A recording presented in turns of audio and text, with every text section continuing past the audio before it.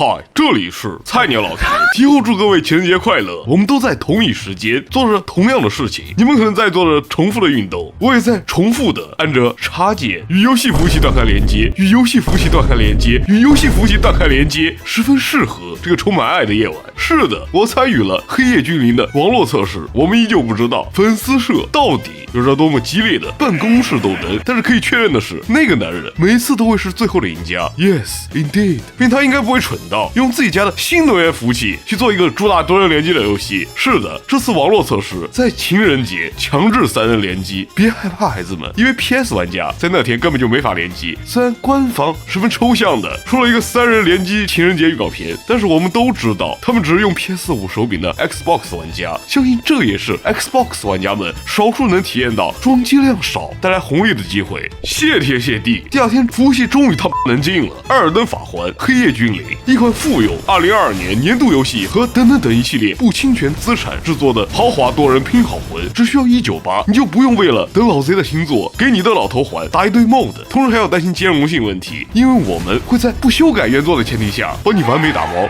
包括原汁原味的 bug， 但是这198可不包括后续更新，那是额外的费用。Stop， 别急着告我们绝对会保证给你们带来新的东西。这样吧，我们会给你提供一张用老素材搭起来的新地图，尼姆韦德，真的很有创意的名字。然后你和你的队友可以坐飞机降落到一个地方，每个人都会有一个被动、一个主动和一个绝活，并且需要在降落后开始收集物资。但是不用担心游戏不刺激，因为我们学习了最先进的游戏 PUBG， 所以我们也加了一个毒圈，每过一段时间就会缩圈，你在圈外面就会持续受到伤害。那我们这款游戏就是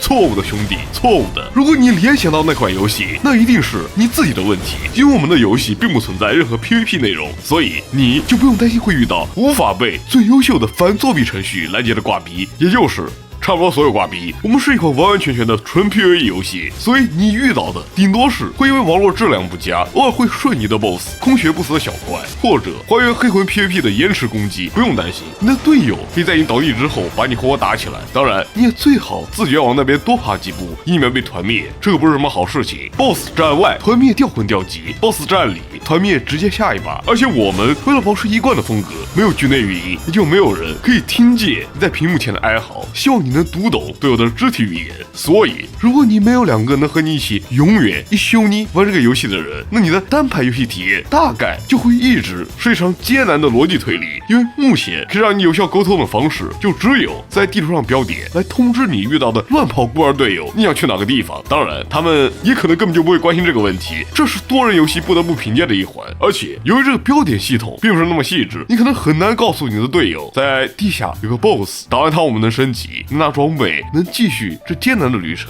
你唯一能做的就是像和父母走失的小朋友一样，站在原地等待他们发现你不见了，让他们自己过来找你，或者你直接单挑这个 BOSS。 这并不是做不到，毕竟火焰习武修士、火焰战车、王城骑士都会作为小 BOSS 存在。拿出你的经验和贝斯技巧，单挑是绝对可行的。只不过你那什么都不做的队友也同样可以直接分享你的劳动成果，之后你就需要不断的重复这个过程，找据点、打 BOSS、拿装备、升级，顺便看看附近有没有教堂，因为现在玛丽卡教堂里的东西会直接加你的元素瓶数量。不过你得抓紧时间，因为毒圈过一段时间就会开始缩小，时间也会从白天变成黑夜，你就需要到这个有黄金树标志的地方去打每天晚上的最终 BOSS。 有百足恶魔这种魂一的老演员稍微高清化重置一下，有加强版的农庄大叔守卫和恶爪王，加了几个不属于他们的技能。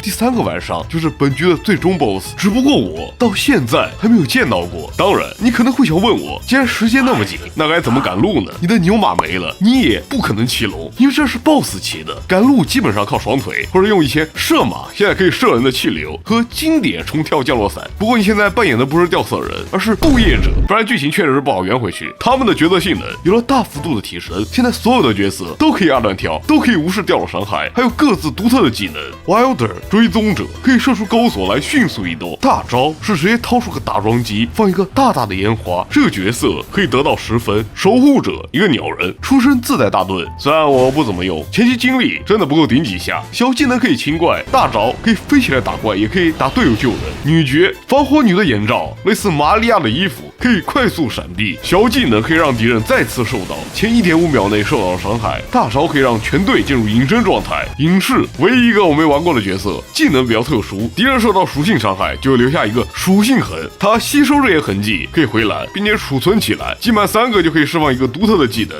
这不就卡尔吗？大招可以降低敌人防御力，并且再上一个属性痕。不过现在这些角色真就成职业了，和以前的书生不一样，你没办法对单独的属性进行加叠，你的卢恩现在只能升等级，属性会直接跟着等级走，武器也没有属性要求，到它对应等级才能用品质更好的武器。不过低品质武器也可以在商人附近的铁匠台上升级，护符可以靠打野外的粪金龟，或者在地图中间的城堡下面打完熔炉骑士之后，在大厅里开宝箱获取。前期则需要靠武器带的被动效果来顺带提升伤害。是的，他们学习了 roguelite 的游戏特性，除了初始装备以外，现在你熟悉的那些武器全部都是自带一个战绩和一个随机的被动效果。有多幽默呢？你现在可能因为需要一个双持加伤害的被动，去拿一个你全程都可能用不上的法杖，因为放在包里依然可以享受到这个效果。打完 BOSS 也可以获取被动加成，比如我第一把就遇到一个谁要慢走就会下星雨的被动，有什么用？纯废物。但是这样走路就会比较炫酷，当然也不能全盘否定。有一次我还拿到了可以自动生成3个巨型挥剑的被动，结果没多久我就掉线了。这就是我为什么暂时绝对不会推荐这个游戏。之前我说了，这个游戏有 roguelite 要素，所以由局外养成。